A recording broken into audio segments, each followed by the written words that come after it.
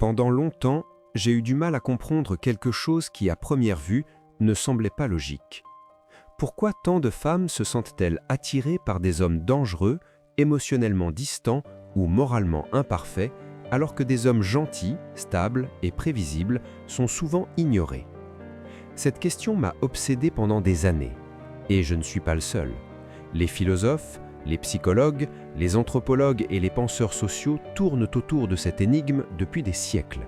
Chaque génération tente d'y répondre avec ses propres mots, ses propres idéologies, ses propres explications morales. Mais derrière toutes ces tentatives, une vérité inconfortable demeure. L'attraction n'obéit pas à la morale, elle obéit à la psychologie. Un regard en arrière, la masculinité d'hier. Avant les années 1960, la perception de l'homme était très différente de celle d'aujourd'hui. Les hommes étaient vus comme des leaders forts et capables à la tête du foyer. Ils étaient responsables non seulement d'eux-mêmes, mais aussi de leur famille, de leur sécurité et de leur avenir. Le cinéma de l'époque reflétait cette vision. Les hommes y étaient représentés comme des héros masculins, courageux, charismatiques. Un homme ne pleurait pas facilement. Il faisait face à l'adversité. Il se levait et se battait pour ce en quoi il croyait. Il était vu comme un protecteur, un pourvoyeur, un pilier. Même dans les périodes les plus difficiles, guerre, crises économiques, instabilité sociale, ces hommes étaient censés rester solides. Ils n'étaient pas parfaits, mais ils étaient fiables. Les hommes masculins étaient respectés, les femmes féminines étaient désirées. Chacun avait ses forces et ses faiblesses, et lorsque ces forces se combinaient, elles formaient quelque chose de puissant. Il ne s'agissait pas de domination, il s'agissait de complémentarité. La polarité entre le masculin et le féminin créait un équilibre naturel entre les sexes, deux énergies différentes mais interdépendantes. Où avons-nous dévié? Avec le temps, la culture a changé. À travers l'évolution sociale et l'acceptation massive du féminisme, la masculinité traditionnelle a commencé à être redéfinie. Ce qui était autrefois perçu comme de la force est devenu suspect. Ce qui était autrefois du leadership est devenu du contrôle. Progressivement, les hommes masculins ont été présentés comme des méchants. Dans les médias, les hommes sont de plus en plus dépeints comme des violeurs, des meurtriers, des abuseurs de femmes ou d'enfants. Bien sûr, certains hommes ont commis ces actes, mais des femmes aussi. Pourtant, le récit dominant est resté unilatéral. En tant que société, nous avons commencé à associer la masculinité à la dangerosité et la féminité à la faiblesse. Et les médias continuent de nous imposer ces archétypes encore et encore. Aujourd'hui, il est rare de voir un film d'action où une femme n'a pas besoin de sauver un homme. Pourtant, dans la réalité, vous aurez beaucoup de mal à trouver des exemples concrets où ce schéma est fréquent. Dans des situations de stress extrême, la majorité des hommes agissent instinctivement pour protéger les femmes et les enfants. Ce n'est pas un jugement de valeur, ni une attaque contre les femmes, c'est simplement une réalité biologique et comportementale observée encore et encore. Les hommes agissent souvent en pilote automatique lorsqu'il s'agit de protéger. C'est profondément ancré dans leur nature. Politique, médias et narration. Les politiciens cherchant des votes ont encouragé l'octroi de plus en plus de libertés et de programmes spécifiquement destinés aux femmes. Plus de programmes sociaux, plus de refuges, plus de formations dites de sensibilité masculine, plus de dispositifs d'assistance. Les médias, financés par les annonceurs, se sont adaptés à cette demande. Ils ont commencé à représenter davantage de femmes comme fortes, indépendantes, autonomes, n'ayant personne dans leur vie. Non pas uniquement par idéologie, mais aussi parce que les femmes sont devenues la principale cible de consommation. Les annonceurs veulent vendre, et ils vendent là où l'attention est. Même la publicité a cessé de respecter les hommes.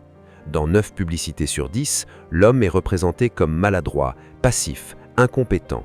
Un personnage faible, parfois ridicule, qui a besoin d'une femme pour maintenir l'ordre dans sa vie et dans sa famille.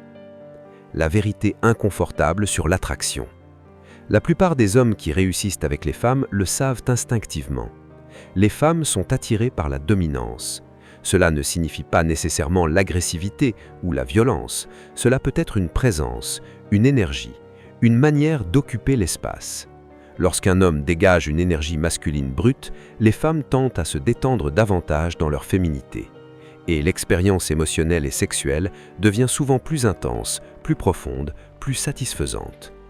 Pourquoi pensez-vous que le livre 50 Shades of Grey a connu un succès aussi massif auprès des femmes? L'histoire ne parle pas d'un homme faible, soumis ou hésitant. Elle parle d'un homme riche, puissant, dominant, sûr de lui.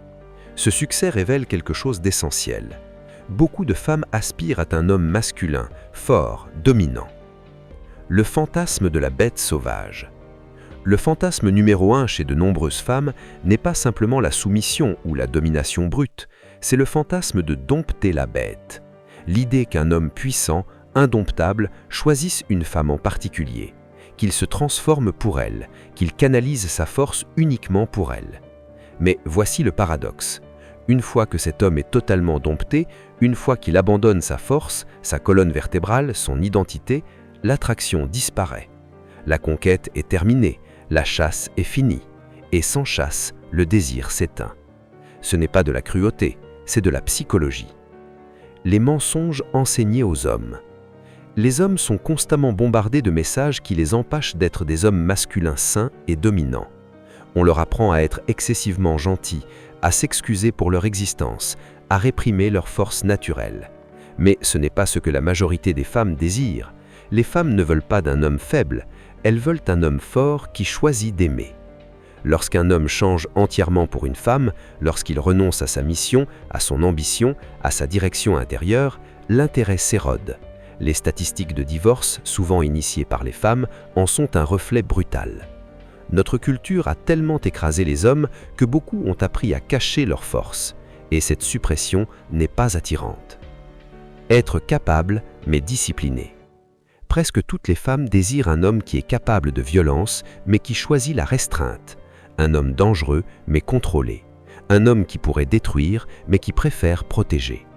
Un homme capable d'être dur avec le monde, mais doux avec elle. Pourtant, les médias ne montrent qu'une partie de l'équation. Ils montrent l'homme gentil, fidèle, attentionné, aimant, mais ils oublient la base. La force d'abord, la douceur ensuite. Sans force, la douceur n'a aucun poids. Pourquoi les gentils méchants échouent souvent? Si vous êtes un homme qui penche excessivement du côté gentil, vous risquez d'être perçu comme étrange ou peu attirant par beaucoup de femmes. La gentillesse n'est pas le problème, le manque de colonne vertébrale l'est. Un homme gentil peut exactement dire la même chose qu'un homme masculin dominant, mais obtenir des résultats complètement différents. Le contexte émotionnel, la posture, l'énergie font toute la différence. L'un inspire le désir, l'autre l'indifférence ou la méfiance. Le mythe du contrôle et du féminisme. À long terme, certaines idéologies cherchent à contrôler les hommes et à limiter leurs options sexuelles, sociales et économiques. Plus les hommes adoptent ces croyances sans les questionner, plus ils rencontrent de difficultés dans les relations modernes. Le monde du dating contemporain est devenu confus, polarisé, conflictuel. Beaucoup d'hommes abandonnent complètement, choisissant l'isolement plutôt que la confrontation avec cette complexité. Mais se retirer n'est pas une solution réaliste. L'attraction n'est pas un choix. David D'Angelo l'a parfaitement résumé. L'attraction n'est pas un choix. On ne peut pas négocier le désir, on ne peut pas forcer l'alchimie. Une femme ne décide pas consciemment d'être attirée, et elle ne décide pas consciemment de ne plus l'être. L'attraction fonctionne comme une réponse émotionnelle automatique. Pour sentir du désir, une femme doit sentir qu'elle pourrait vous perdre. Qu'en votre absence, quelque chose manque. Votre présence masculine crée ce manque. Les erreurs classiques des hommes. Beaucoup d'hommes adoptent le même schéma. Ils rencontrent une femme attirante, ils l'invitent à dîner, ils multiplient les gestes gentils, ils évitent toute tension sexuelle. Puis, ils expriment trop tôt leurs sentiments. Ils pensent avoir bien agi, mais en réalité, ils ont signalé leur manque de contrôle émotionnel. Partager ses sentiments trop tôt, c'est comme montrer ses cartes dans une partie de poker à gros enjeux. Le mystère disparaît, le défi aussi. Et sans défi, le désir meurt. Le pouvoir masculin. Le plus grand pouvoir d'un homme est sa capacité à ne pas se donner trop vite. Les femmes ne sont pas attirées par les hommes qu'elles peuvent écraser, elles ne sont pas attirées par les hommes sans limite. Le vrai pouvoir masculin est calme, silencieux, stable. Il ne cherche pas l'approbation, il ne supplie pas. Au-delà des idéologies. Comprendre la psychologie féminine est une chose, savoir agir en conséquence en est une autre. Beaucoup de contenus actuels créent une guerre entre les sexes. Ils nourrissent la colère, la frustration et la division. Mais une relation saine ne naît pas de la haine, elle naît de l'équilibre. L'objectif n'est pas de devenir un homme méchant, l'objectif est d'arrêter d'être invisible, d'arrêter de s'excuser d'exister, d'arrêter de se réduire, d'arrêter de remettre sa valeur entre les mains des autres.